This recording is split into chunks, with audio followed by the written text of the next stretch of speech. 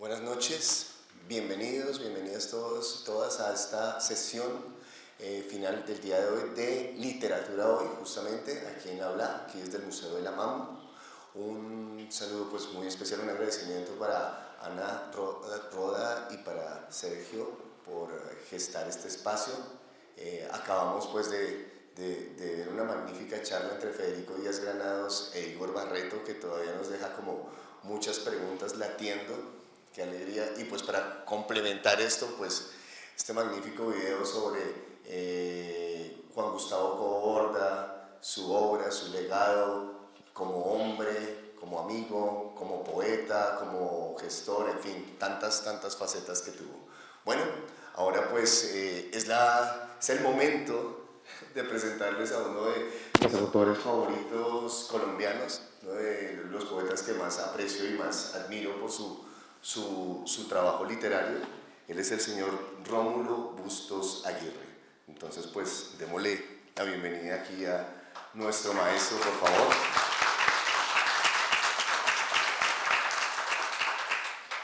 Es un honor para mí acompañar esta conversación, esta prolongación del café de la tarde que estábamos haciendo un rato. Y pues, bienvenido, maestro.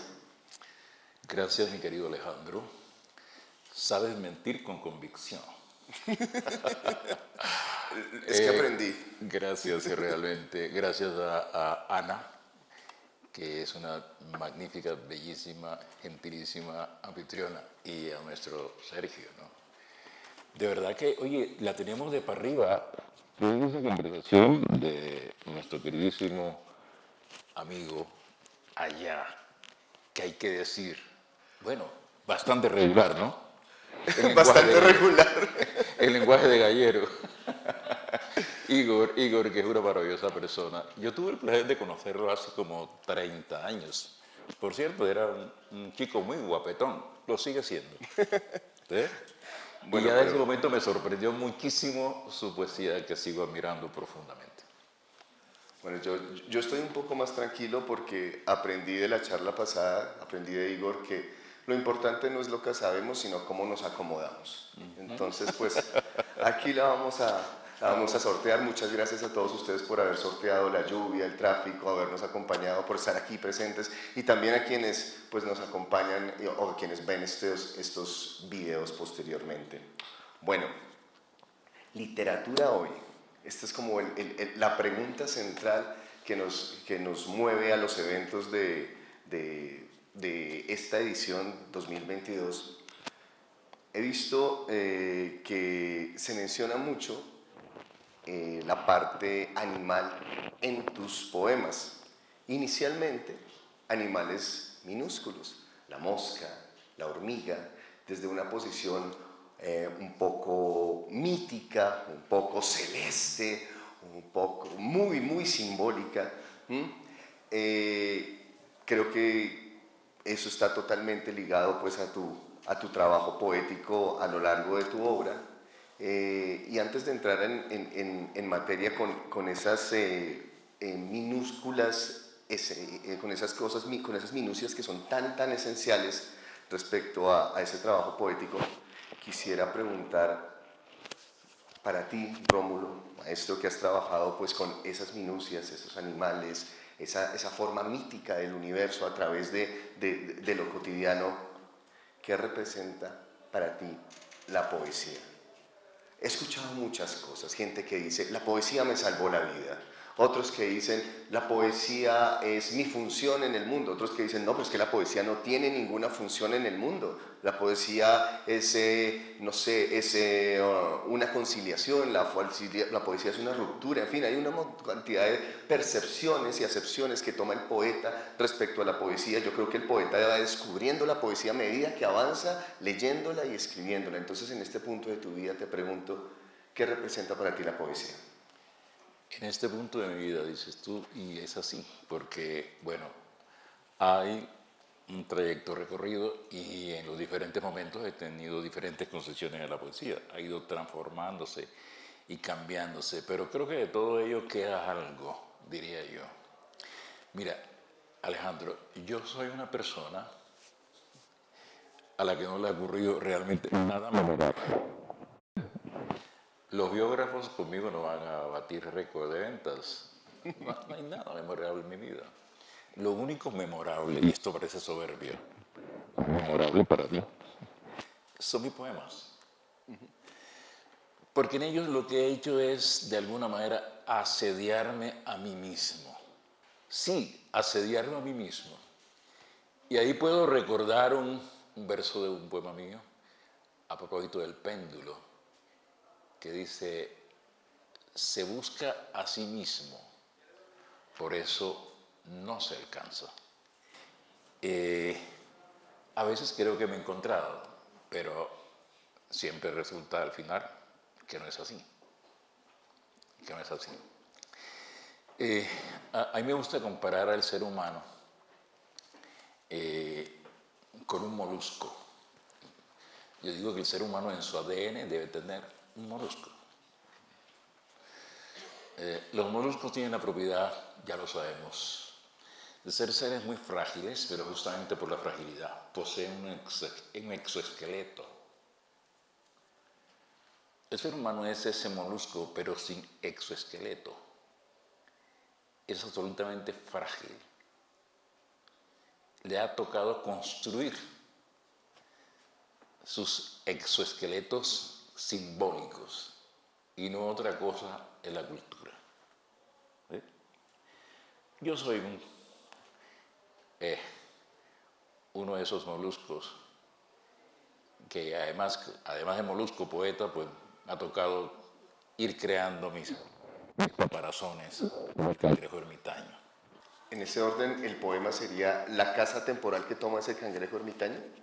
¿El poema estaría jugando por ese sentido? Bueno, no tanto el poema, sino la poética en un momento dado, pero podría ser también el poema. Sí, esa carcasa temporal que luego uno desecha, ¿sí? Porque le queda pequeña. Eso hace que el cangrejo ermitaño, ¿sí? Le queda pequeña la casa, pues busca otra y en ella se acomoda otra vez el punto del acomodamiento.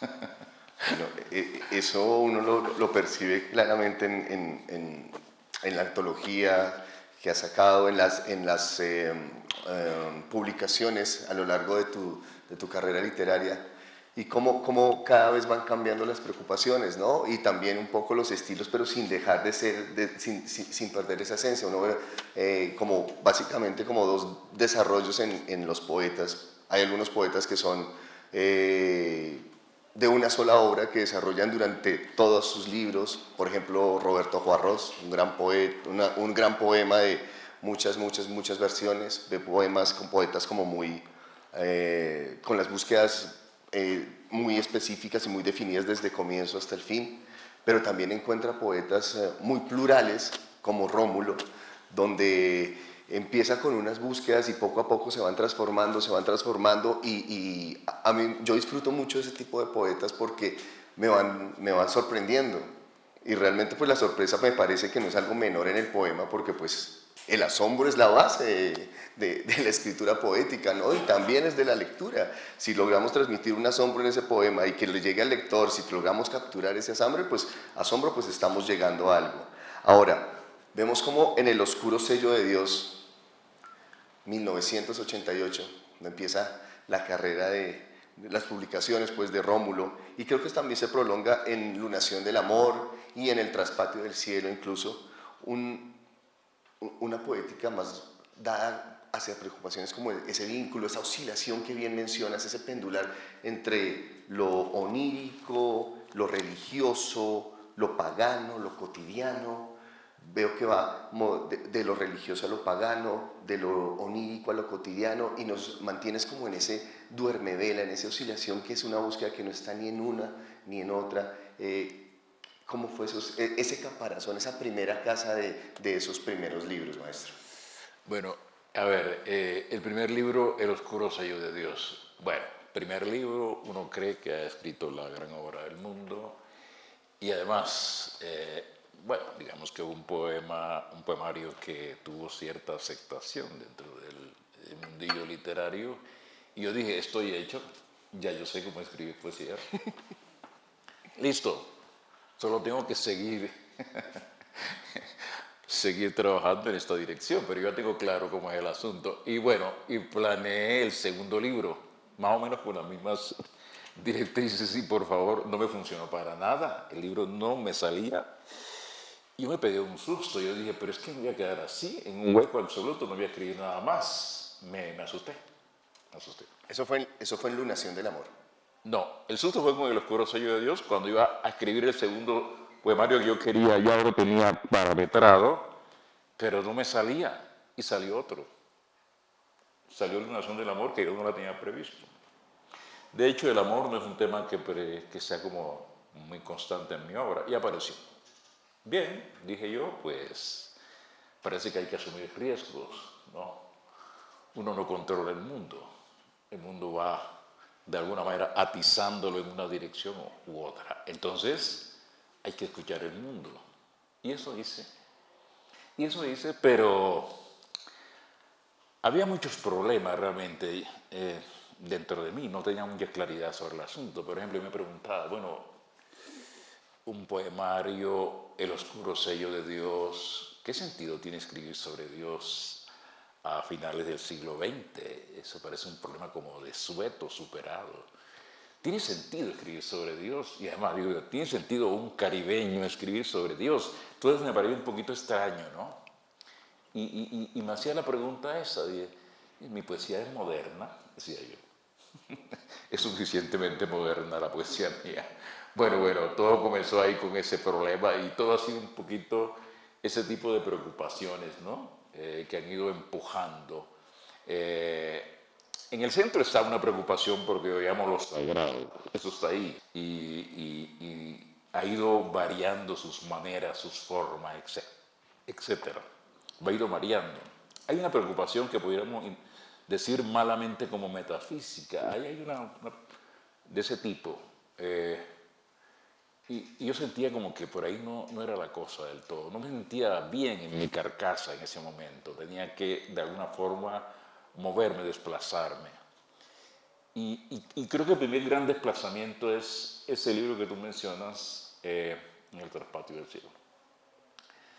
Porque es un libro que aparentemente, la poesía puede ser muy engañosa, aparentemente está trabado y trabajado sobre elementos referenciales del mundo caribeño, ¿no? Y es así. Y yo quería eso. Pues me parecía que mis dos libros anteriores eran un poco librescos, ¿no? Cuando yo me hago estas preguntas, estoy, por supuesto, engarzándome dentro de la tradición de la poesía colombiana. Mis preocupaciones también tienen que ver con cómo era la poesía colombiana. ¿Era suficientemente moderna la poesía colombiana? Me preguntaba yo también. Y aquí debo decir algo, Igor. Nosotros nos conocimos en el encuentro organizado por Guillermo Martínez González, de poetas nacidos en los 50. Yo ya he publicado mi libro, Iluminación del Amor, que es un libro en que aparecen mitologías greco-cristianas, ¿no? Aparece la imagen de Ícaro, también aparece en el primer poemario, y el ángel por todos lados. Revolotean ángeles por todos lados, pero yo no sentía que por ahí debía ir la cosa. Fíjate, Igor, cuando yo le escuché tus poemas en ese encuentro, yo le presté mucha atención. Yo dije, bueno, aquí hay un poeta que está hablando de cosas muy concretas, de una tradición cultural a la que está muy cerca.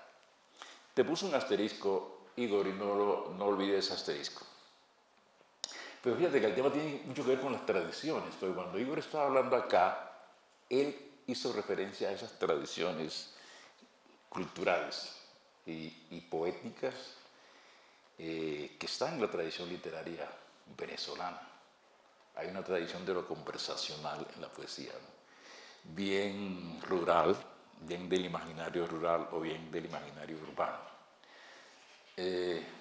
Pero otro era el tema con la tradición colombiana, no aparecía tan rotundo ese elemento, ¿no? La poesía colombiana siempre ha tenido un talante muy particular, ¿no? Cuando te hiciste esa pregunta, que estoy haciendo una poesía muy tradicional o no, antes de eso te preguntaste ¿cómo es la poesía colombiana? ¿Qué características tiene? En ese momento, estamos hablando finales de los 80, comienzos de los 90, ¿a qué conclusión llegaste?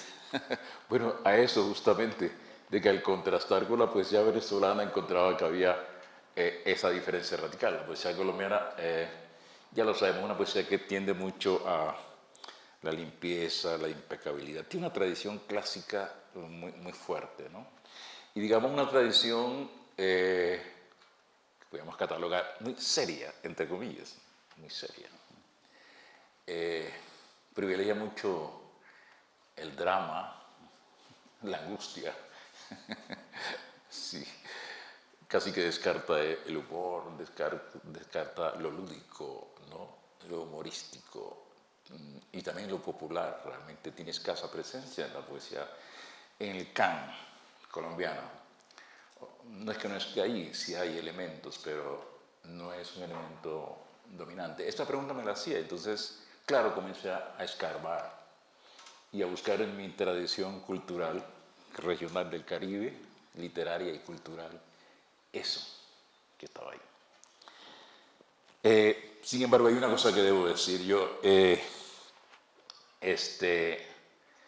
Cuando uno lee en el Traspatio del Cielo y le preguntan a uno sobre ese libro, uno puede tener la tentación de decir, repetir las palabras del maestro Rojas Erazo, aquellas de que yo soy de un patio, ¿eh?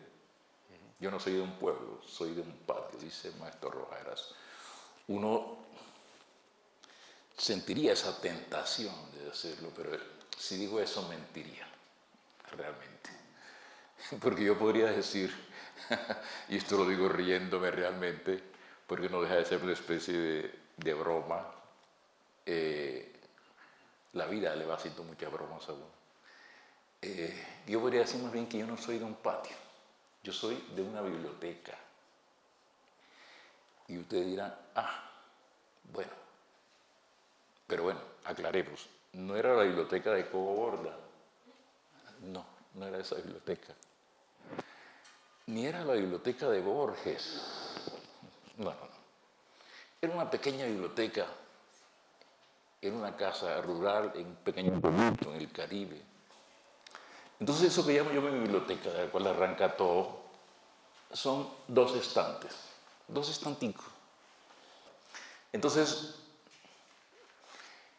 pues, cuando yo descubrí el embeleso de leer, yo me metí en esa biblioteca, en esos pocos libros, fueron mi mundo de los 6, 7, 8, 9 años, ¿no? Yo creo que yo era medio autista, pero no lo sabía. Quizás en esa época no se diagnosticaba ese asunto, pero yo vivía en los libros. Y entonces traigo a cuenta esto porque yo siento que todo el problema que trasiega, que recorre un poco la evolución de mi poesía, tiene que ver con una especie de tensión, ¿no? Entre ese mundo que yo leía allí y el mundo que estaba en mi entorno, que eran totalmente distintos. El mundo leído y el mundo vivido, que estaba allí, era otro. Yo sentía que había una rotura ahí. Yo sentí una rotura, la verdad. Por supuesto, ese contraste el patio del Caribe y la casa la biblioteca, pues si mal no entiendo, era la biblioteca de tu padre, Sí. que creo que era la única biblioteca en Santa Catalina de Alejandría. Sí. Y te convertiste también en el niño bibliotecario del pueblo. ¿Cómo fue eso? Así fue porque mi padre no era, bueno, era un hombre intelectual, consideradas las circunstancias. Quiere decir, no había hecho estudios académicos, pero era un hombre que leía mucho. Pero él básicamente era comerciante. Entonces, él en alguna de sus empresas fallidas, todas, se le ocurrió una librería. Y la librería, que funcionaba en Barranquilla, pues tenía libros, y eran libros de mucha calidad. Yo recuerdo los libros de eso, pero eso fracasó. Por eso esos libros fueron a dar a Santa Catalina, donde era oriundo mi padre. Y eso es lo que yo llamo mi biblioteca. Y que fue la biblioteca de los niños del pueblo, porque no había biblioteca sencillamente, ¿no? Así es el asunto. Pero lo que yo estoy tratando de decir es que la única manera de llegar al otro es a través de una profundización en tu viaje interior. Y cuando haces ese viaje interior, con todas las peripecias y peligros que eso tiene, con seguridad te vas a encontrar con el otro, con el prójimo. Entonces esa aparente subjetividad se revierte en un diálogo con los otros. Esa es una manera de decirlo, por supuesto. Habría otra manera también de explicar ello. Bueno, ¿les parece si ejemplificamos esta primera etapa, estos primeros 3 libros de Rómulo con un poema en el traspatio del cielo? A mí me intriga mucho, Árbol de Camajorú. Árbol Camajorú es un poema en 2 partes. La primera parte dice así: en lo hondo del traspatio, más allá del mango, de los durmientes ciruelos, está el árbol solo, el solitario Camajorú, rodeado de sed, hechizado en el tajo de luz en que una vez se le abrió el cielo. Todos lo miramos de lejos, pero sus ramas ya no podemos verlas. Sus ramas son invisibles. Sus ramas volaron a lo alto. Sus ramas quedaron prendidas en lo alto y son ahora el techo del mundo. El segundo segmento dice: bajo las raíces del árbol Camajorú hay otro árbol. El Camajorú de la tierra y el Camajorú del cielo. Al Camajorú de la tierra se asciende bajando, como en las escaleras de un sueño, y echa un fruto redondo como preñez de luna. Del Camajorú del cielo poco sabemos. Dicen que si uno come su fruto puede quedar ciego. Los ángeles de él se alimentan.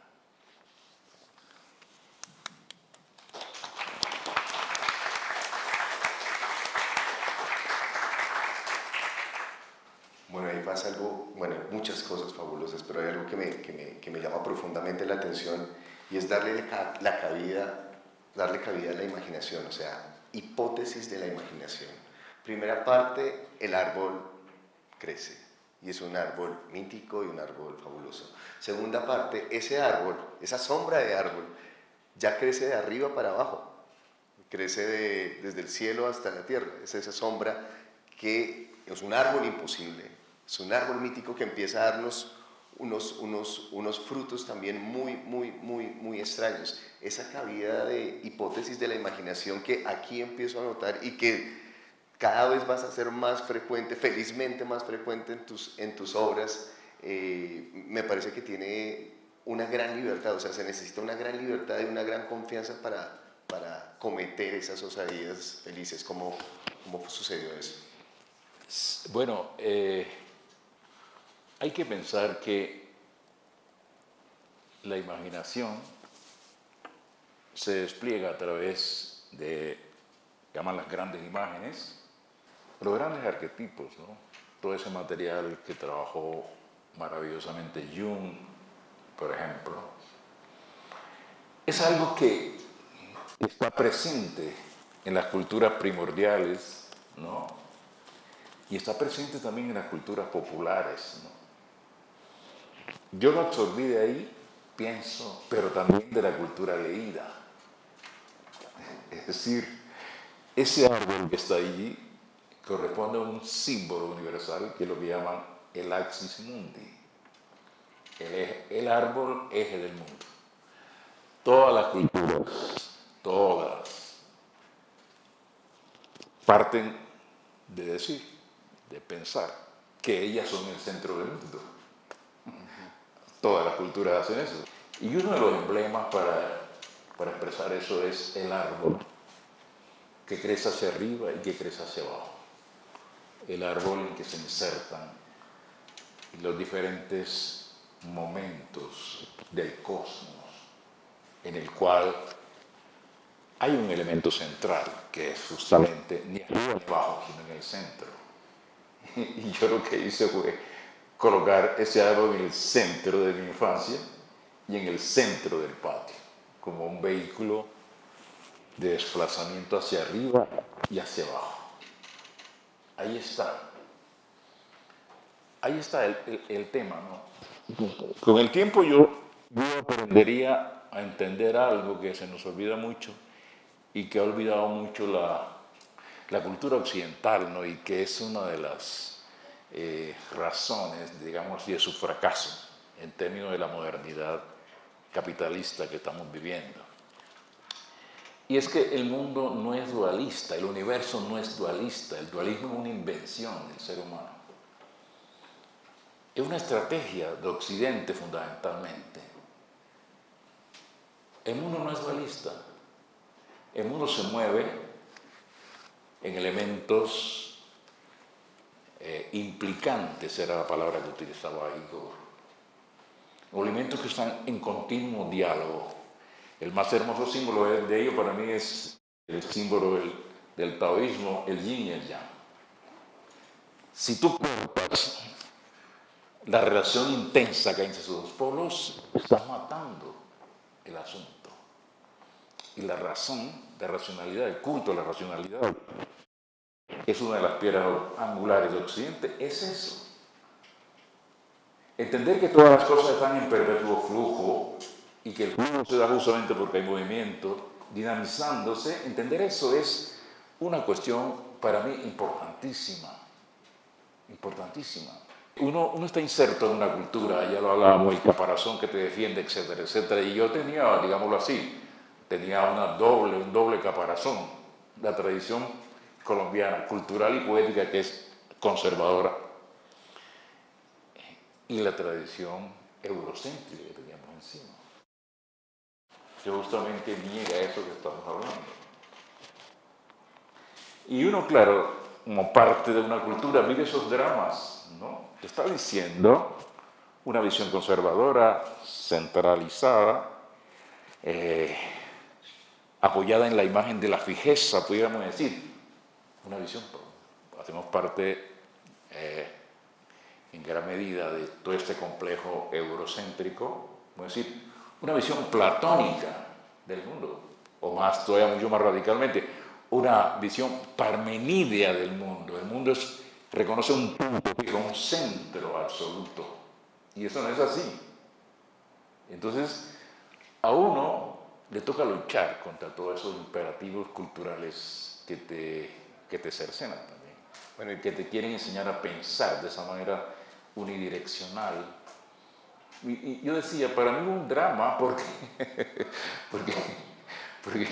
debo decir, yo en el fondo soy platónico, en el fondo soy parmenidio, pero descubro que el asunto no es así. Entonces, a mi pesar, digo, tengo que quitarme esta coraza de encima porque la cosa no es por ahí. La cosa es el movimiento, el flujo, lo incesante. El título de este libro, La pupila incesante, es la intención de acomodarse realmente a ese movimiento del mundo. El mundo danza, el mundo baila realmente, ¿sí? Y no baila salsa a la manera caleña con los pasos contados, ¿no? Pero yo el pie aquí, luego el pie acá, luego el pie acá. No, el mundo no se maneja así, ¿verdad?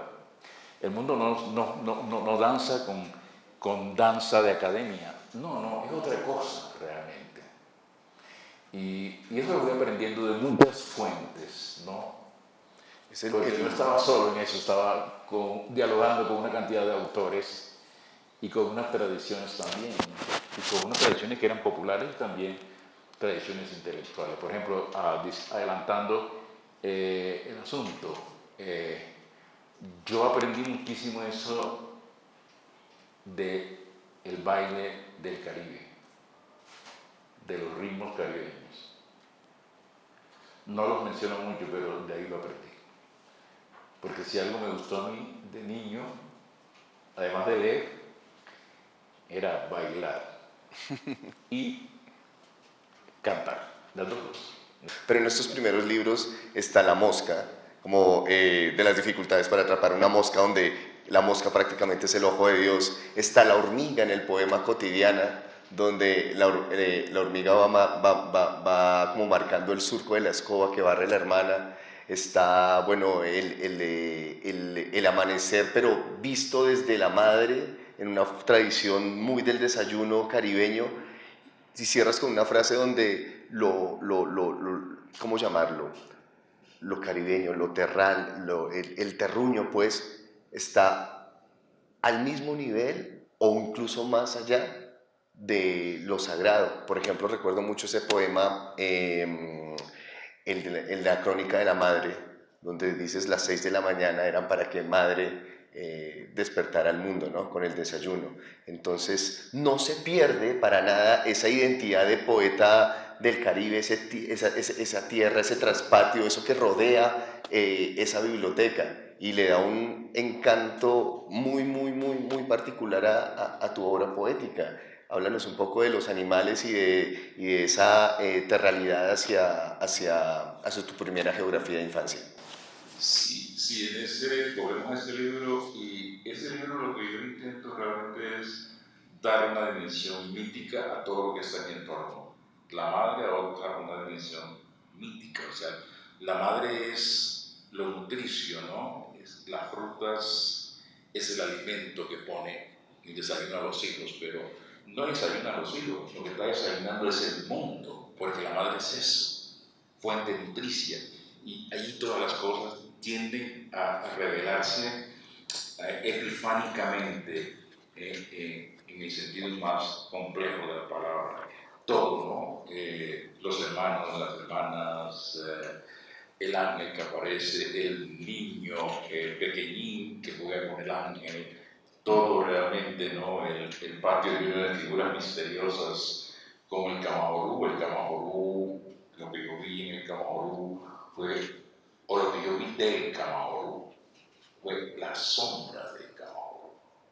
Y lo que yo vi fue una epifanía, una apertura a otra dimensión, que es, en última instancia, esta también es la misma, porque es un interflujo que hay de aquí y allá, ¿no? Es un juego también, está lleno de juegos. Los juegos tienen una dimensión mítica también ahí. Por ejemplo, el juego de la peregrina, que es un juego de por sí cósmico, ¿no? Todos habremos jugado la peregrina y son una serie de escalones que tú vas saltando para llegar al cielo, ¿no? Es un juego mítico, ¿no? Y todo el poemario se estructura sobre esa especie de juego, ¿no? Tú vas jugando y vas saltando. Pero aquí ya hay una cosa que es interesante. O sea, yo decía, en la tradición colombiana hay poca lúdica, poco humor, pero cuando yo hablo de humor y de lúdica, yo estoy hablando de algo que me interesa mucho, y es que yo lo que llego a entender es que el mundo juega, es que el mundo es un juego.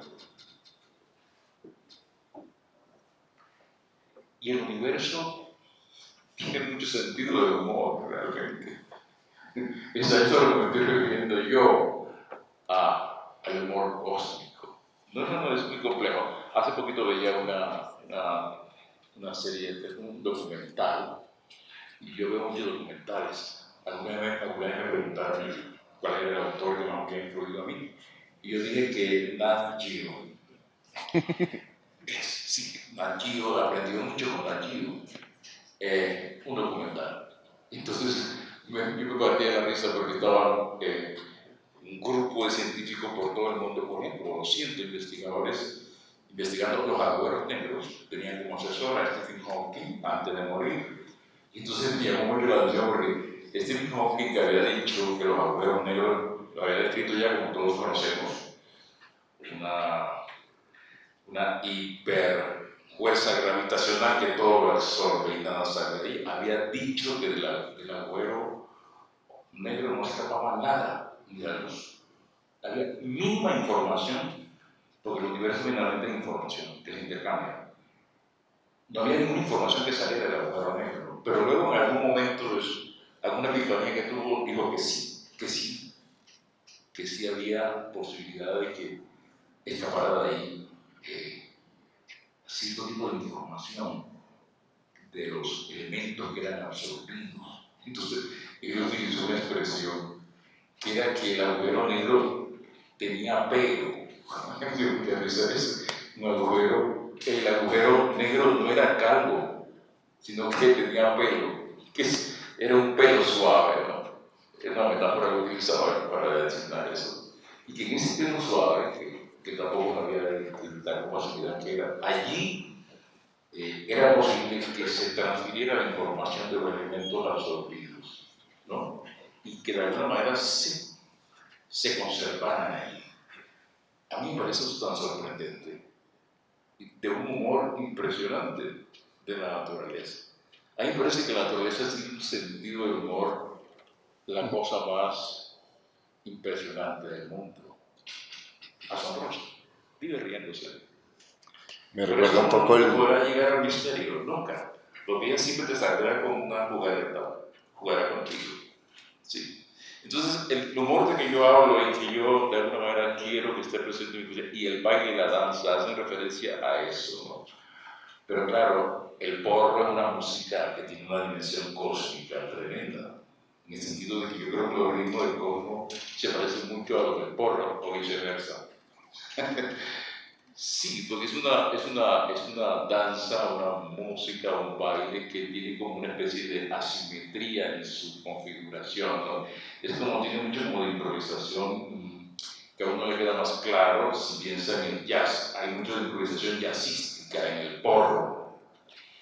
Y de alguna manera me encantaría que mi poema tuviera en ese sentido, que yo siento que es lo más cercano que yo puedo encontrar a los movimientos del cosmos. Eso. Qué bien esa relación ahí entre el baile del cosmos, el baile de la música y pues por supuesto el baile de las palabras. Ahora que mencionabas lo del universo que no es calvo, bueno, el agujero negro, recuerdo mucho un poema de Luis Vidales, del microscopio, que a ver si no la embarro, que el microscopio está para que los insectos vean a los científicos. Bueno, creo que la embarré, pero es un gran poema y pues claro, nos marca un camino desde el humor, bueno, varios caminos que nos fue marcando Luis Vidales y qué chévere que hayas retomado el humor desde ese punto. Ahora, 1998 viene Sacrificiales. Y en Sacrificiales yo noto otra osadía. No sé, a mí me gusta mucho la gente que se atreve. Les salga o no les salga, pero por el hecho de atreverse, pues está como causando un asombro y el asombro me parece que es parte de la fascinación poética. Y en Sacrificiales viene un poco la narración y viene el poema en prosa, incluso viene mucha prosa que después se va a desarrollar aún más en tu obra, vienen poemas más largos, con estas dudas metafísicas y como sin perder el Caribe y como con muchos elementos ahí, sin perder tampoco el humor, con cierta picardía. Pero pues bueno, ahí en Sacrificiales ya entra ese Rómulo a extenderse, ese Rómulo no solo a cantar, sino a contar. Ahí, ¿qué pasó? Pues sí, ese es un momento que yo considero como muy importante dentro de esta indagación alrededor de mí mismo, ¿no? Y ese atrever a hacer el tránsito del juego entre los géneros, ¿no? Fue el punto de partida, hasta el punto de que yo actualmente no veo muy bien las diferencias genéricas, no me interesan mucho realmente.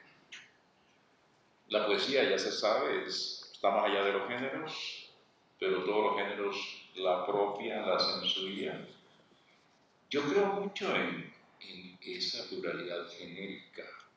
La poesía está presente en todo ello. Tú, por ejemplo, eres un ejemplo de ello. Tú transitas por varios géneros, tú escribes novelas, cuentos, poesía, y además haces rock. Pues es extraordinario lo que hace este tipo. Realmente es extraordinario, ¿no? En la poesía colombiana existe poco eso, no es que no lo haya, sí lo hay, pero no es la orientación clave. No es la orientación clave. Y debo decir que, por ejemplo, en eso influyó mucho un autor, creo yo, influyen muchas cosas están influyendo en uno. Absolutamente todo te está hablando, ¿no? Los elementos más nimios y cotidianos, más triviales, te están hablando, si tú tienes los oídos abiertos, claro, si tú tienes los sentidos abiertos, si eres un animal en el sentido más profundo estético, o sea, con tus sentidos abiertos, dispuestos a que el mundo penetre a través de ellos y te hable. Tú estás influenciado por todo. Pero, por ejemplo, Héctor Rojas Erazo fue muy importante. Fue muy importante. Héctor Rojas Erazo es un autor que para mí es paradigmático de la modernidad literaria en Colombia. Y lo hago haciendo una comparación, por ejemplo, con Álvaro Mutis. Héctor Rojas Erazo comienza con una poesía que yo diría es dramática. Y yo que lo adoro digo, madre mía, pero Héctor es muy patético. O sea, los primeros libros de Héctor Rojas Erazo son patéticos, son maravillosamente patéticos. A mí me encanta, por ejemplo, Agresión de la forma contra el ángel. Esa pelea contra las formas. El ángel contra las formas. O sea, todo el mundo fenoménico agrediendo al ángel. O el ángel agrediéndolos a ellos. Es una pelea, un combate. Es una cosa épica, dramatiquísima. Pero hay una cosa maravillosa en Héctor Rojas Erazo cuando hace el tránsito al género novelístico. Y ahí Héctor Rojas Erazo hace lo que no había hecho en su poesía, hace humor. Hace un humor, por supuesto, un humor existencial muy, muy cargado, como debe ser el humor, por supuesto. Hasta el punto de que, y usted lo recordará muy bien, cuando aparece la novela En Noriel llega el arzobispo, ¿no? Escandalizó algunas mentalidades conservadoras, porque, bueno, casi que uno de los puntos ejes en el cual se extiende páginas y páginas en Noriel del arzobispo es la famosa ventosidad del arzobispo, el famoso pedo del arzobispo. Entonces, eso en la tradición conservadora colombiana es algo rarísimo, inadmisible, ¿no? Y en todo en Noel Miguel Arzobispo aparecen esos elementos en los cuales hay una especie de carnavalización de lo divino, de Dios, porque en el Rojas Erazo la figura de Dios es fundamental, ¿sí? Pero digamos que en su poesía lo toma muy seriamente, pero en la novela lo desbarata completamente, ¿no? Completamente. Y luego aparece Celia Sepúlveda, que es una cosa, una verdadera sinfonía, ¿no?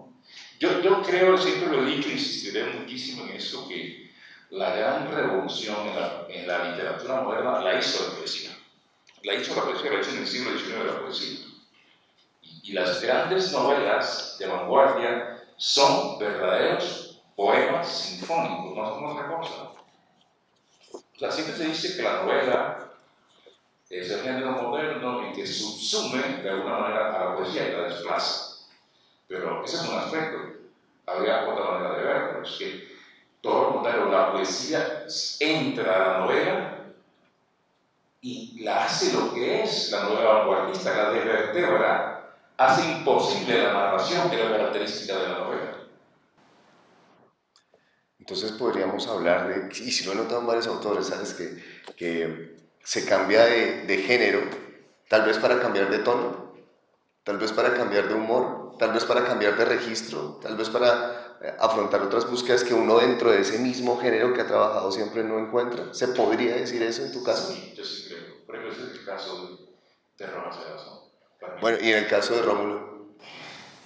También, pero no atrevido con la novela. No. Y yo no creo que lo haga. Me interesan los géneros menores, que yo considero que son géneros poéticos. Por ejemplo, el poema y el ensayo. El ensayo yo lo consigo como una forma de poesía. El ensayo no académico. El ensayo Literario. en su justo sentido literario, ¿no? Yo lo siento que hay una forma en que la poesía puede llegar a verterse con una gran facilidad, ¿no? Con un gran sentido del juego. de la metamorfosis, porque la poesía finalmente es eso, metáfora. Pero metáfora en el menor sentido, no en el sentido retórico, ¿no? Metáfora como transformación y movimiento. Porque yo siento que la poesía es eso, la poesía es, como suelo decirlo muchas veces, la poesía es el lenguaje cuando trata de seguir en su paso de baile a la vida, al movimiento de la vida. Porque el gran pecado es tratar de meter en una academia el movimiento de la vida, una academia de baile. A la vida no se le puede enseñar a bailar, ella baila sola, ella es música y es baile. Entonces, sí, yo creo que justamente es porque uno encuentra la necesidad de explorar para poder hacer un vertimiento más intenso de la complejidad con que está mirando las cosas. Entonces uno pasa a otro tipo a una serie de violaciones de los géneros, ¿no?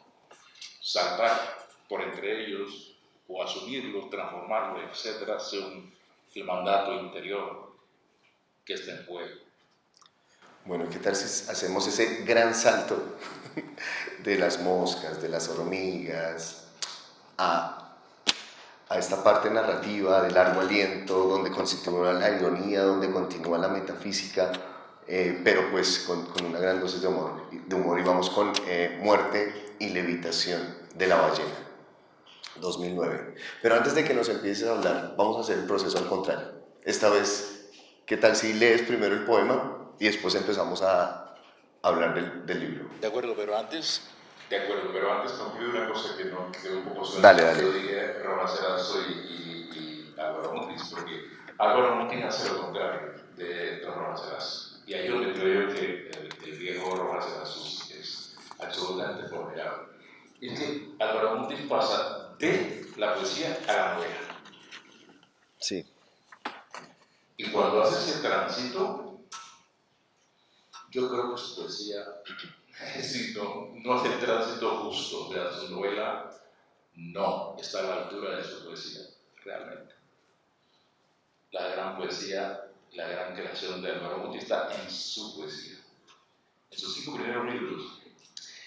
Pero, y ahora recolocando un poquito con el tema de la cuestión de la tradición conservadora colombiana, Álvaro Mutis, pese a que es un hombre que introduce el lenguaje y los elementos surrealistas, un poco vanguardista, no apropia todos estos elementos, a pesar de ello, sigue con lo que yo llamo, y que también veo en el Torroja inicial, ahí también veo esa especie de demasiado drama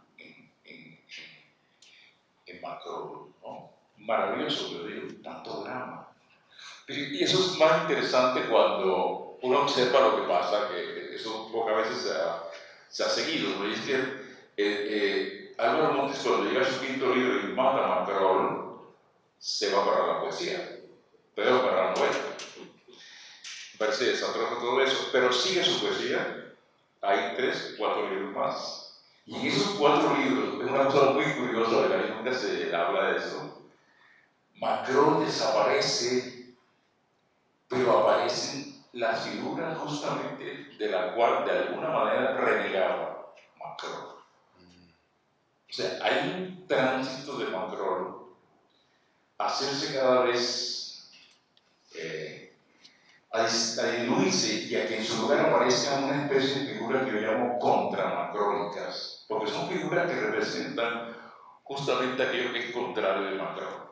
O sea, yo podría decir que en cierto modo Álvaro Mutis en sus últimos poemarios se reconcilia con la trascendencia. Mientras en la primera parte aparece Macron aparentemente nihilista, en la segunda parte Macron no lo sirve para eso, lo desecha y sigue en una dimensión hacia lo trascendente. Muy serio, Álvaro Mutis. Establece también que ese personaje lo quiere buscar también desde la narrativa, desde la poesía, a ver qué encuentra. Y pues bueno, siempre hay búsquedas afortunadas y otras que tal vez a otros no les parecen tan afortunadas. Bueno, vamos con Muerte y Levitación de la ballena. Sí, por supuesto. Aquí está, bueno. 2009. Muerte y Levitación de la ballena. Bueno, aquí hay una cosa que es digamos así, que apunta a las ambivalencias que yo reconozco en mí, o sea, a tirar en varias direcciones a veces simultáneamente, y eso me parece muy bien. La ambivalencia, la ambigüedad, la oscilación, de alguna manera la hago mía, la hago mía. Antes me aterraba la oscilación, porque el ser humano si algo desea es seguridad, eso es lo que desea el ser humano, y por eso está dispuesto a sacrificar muchas cosas.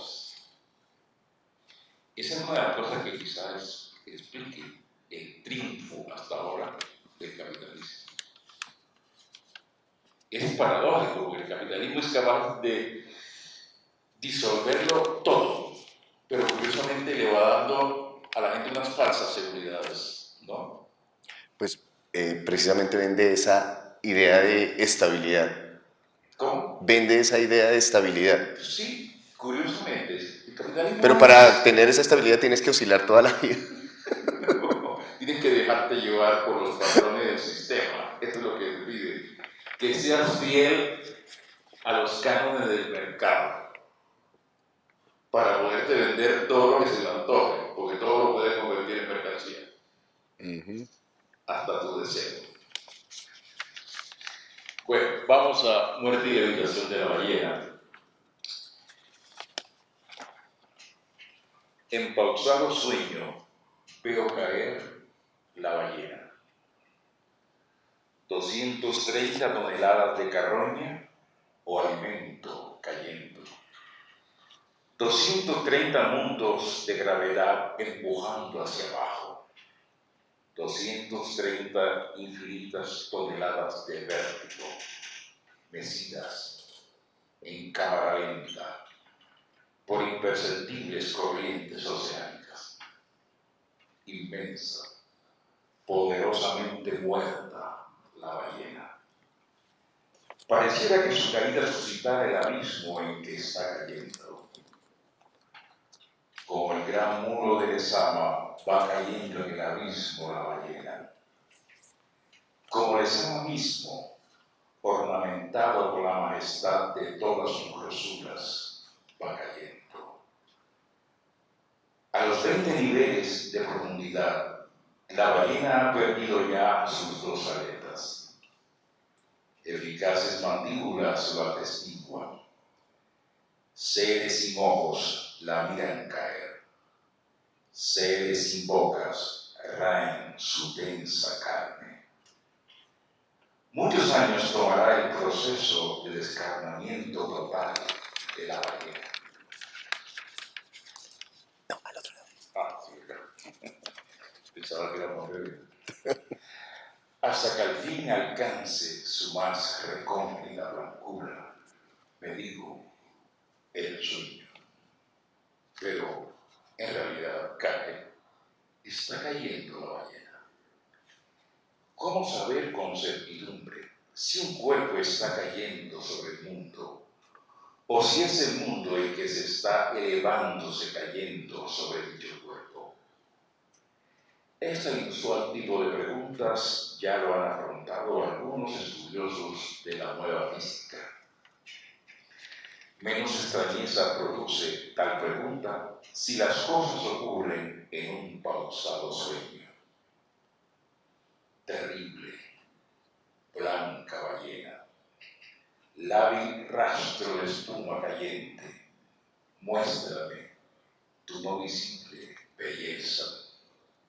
Invoco, sonámbulo, y por un instante la puedo ver detenida en su caída, suspendida, palpitante, elevándose como asombrosa flor del abismo en el vasto esplendor del vacío. Pero, en realidad, está limitando la ballena. Esto casi equivale a preguntarse, rayando los umbrales del lugar común, ¿cómo saber con certidumbre cuál es el verdadero sueño? ¿El sueño del soñante o la vigilia del vigilante? Tal vez todo se funde en el poder germinal de las imágenes, como asegura Bachelard.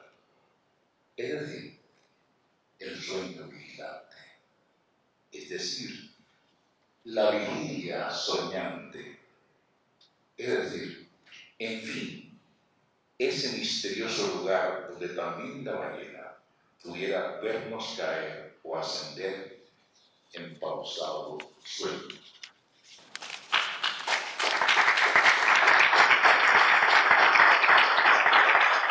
Esa voz del locutor, ¿no? Yo, si cerraron los ojos, no sé si pudieron sentir que estábamos en radio. Bueno, quisiera desarrollar un poco más de este libro, pero ya el tiempo nos está premiando. Entonces, quisiera hacer una última pregunta, ya para ir terminando, no sin antes agradecer nuevamente a la Luz Ángel Arango, al Banco de la República, a Ana Roda, Sergio, a todos ustedes por acompañarnos y por supuesto al maestro Rómulo. Hemos hablado aquí mucho de transformaciones, muerte y levitación de la ballena, como, en fin, de cenizas y como otras veces vuelve a elevarse, cómo la voz del poeta se va transformando y va buscando nuevos caparazones. Pero por otro lado, pues también hay poetas que permanecen en su línea, poetas maravillosos que tienen una voz unívoca desde el comienzo hasta el final, que pues también los disfrutamos muchísimo. Entonces me viene una pregunta a partir de todo esto. ¿Es necesario que la poesía busque transformarse? Y si es necesario, ¿por qué? Lo digo ahora que estabas mencionando a Guillermo Martínez González, este gran poeta y que fue mi maestro del Huile de Librería Trilce. Una vez estábamos debatiendo respecto a este asunto y él me dijo, pero es que la poesía buena es buena porque es buena, no porque es rara. A veces como que le damos mucho peso a ese asombro, a veces no. O sea, un poema bueno no necesita a veces ser tan extraño, sino simplemente transmitir. Y viene como esa oscilación, hablando en tus términos de conviene estar transformándonos, conviene quedarnos quietos, le conviene a la poesía esa transformación, ¿qué le aporta? Y si se nos conviene o no nos conviene, ¿qué le aportaría? Bueno, yo diría que eso lo resuelve cada poema en diálogo con su, no digamos con su yo interior, con sus numerosos yoes, con la pluralidad que nos puebla interiormente, con las numerosas personas que existen dentro. Como es un amigo mío, Jorge García Busto, un gran poeta, con la tribu interior que es la vida. Si tú sientes el llamado de eso, pues sé fiel a tu llamado. Si no, pues no lo seas. Y podrás hacer una poesía bella, maravillosa. Por ejemplo, te digo una, conservadora, clásica. Eso no quiere decir que sea, yo tengo un dictamen de valorar diferente de una manera de ser. Por ejemplo, Tal cual. uno de los grandes poetas colombianos es Giovanni Queset. Y es probablemente el más conservador poeta en sentido tradición de ser fiel a unas tradiciones retóricas, a unas maneras, a una exquisitez, a un sentido de la maravilla, de la belleza en un sentido ortodoxo. Él no ha necesitado cambiar, afortunadamente. Que no cambie, que siga insistiendo en su voz, y así está cumpliendo con su llamado interior. El caso de Rómulo Busto es otro, simplemente es otro, y el caso tuyo también es otro, entonces hay que ser fieles a uno mismo. Creo que eso es lo que haces tú, lo que hago yo también. Una cosita para terminar, eso que conversábamos con el café, a propósito del rock, que yo le decía a Alejandro, yo tengo una sospecha, cada día la reafirmo más, y es que hay que reconocer al rock, la música rock, las letras, la escena rock, como una de las derivas más interesantes que ha producido la poesía moderna. Y estaba pensando justamente en el siglo XIX, donde se fragua con todo ese simbolismo francés, bueno, y también en inglés, pero básicamente la figura de Lautréamont, Rimbaud, etcétera, que va a derivar en las grandes vanguardias. Yo siento que este espíritu que está ahí de Rimbaud, Lautréamont, está en la escena rock, en uno de sus cultores. Yo no soy un seguidor del rock, pero también cuando siento un buen rock, pues me estremezco. Por ejemplo, de un nombre, Black Dog. Ese disco, esa música, esa pieza, me estremece realmente. De Led Zeppelin. Otra pieza de Tarlet. ¿Quién es? Led Zeppelin. Led Zeppelin. Bueno, y hace un rato hablamos de Black Sabbath. Igor nos habló de Black Sabbath.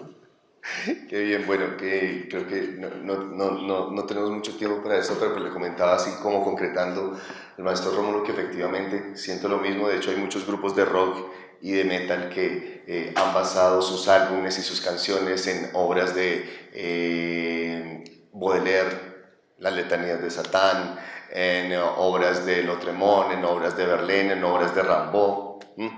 Y para no ir tan lejos, pues el origen del rock teatral se dio a finales de los años 60 con el señor Alice Cooper, que posteriormente lo retomó Kiss, y ellos han sido influencia de muchas otras bandas.